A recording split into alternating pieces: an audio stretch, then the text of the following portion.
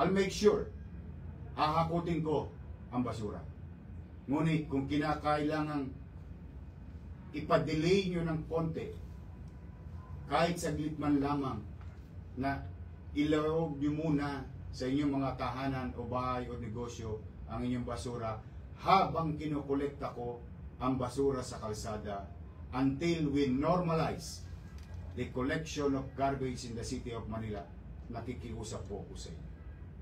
Sana po'y gawin po ninyo bilang pagkakaisa nating lahat na maging maaliwalas ang ating minamahal na lungsod at maging ligtas sa sakit na maaaring idulot ng basura nito.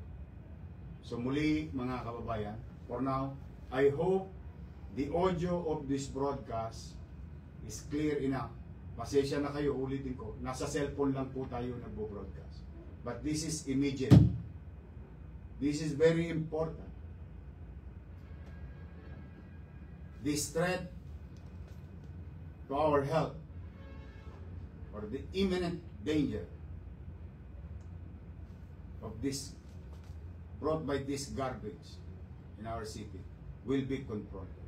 Again, mga barangay chairman, mga empleyado ng siyudad ng Maynila na nabanggit kong ahensya, at nais ko na rin kunin ng pagkakataon sa MMDA kung kayo'y nakikinig po ngayon. Tulungan niyo po kami sa Maynila. Muli, maraming salamat. Pumanatag kayo.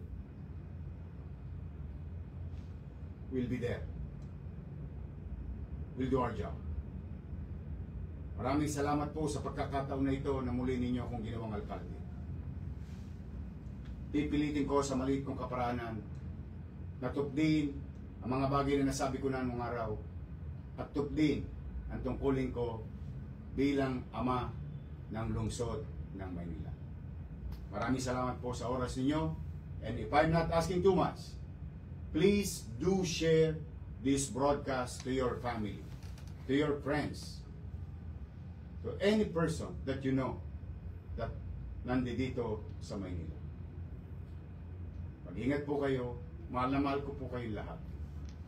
Pagpalain nawa tayo ng Pong May Kapal. Manila, God first.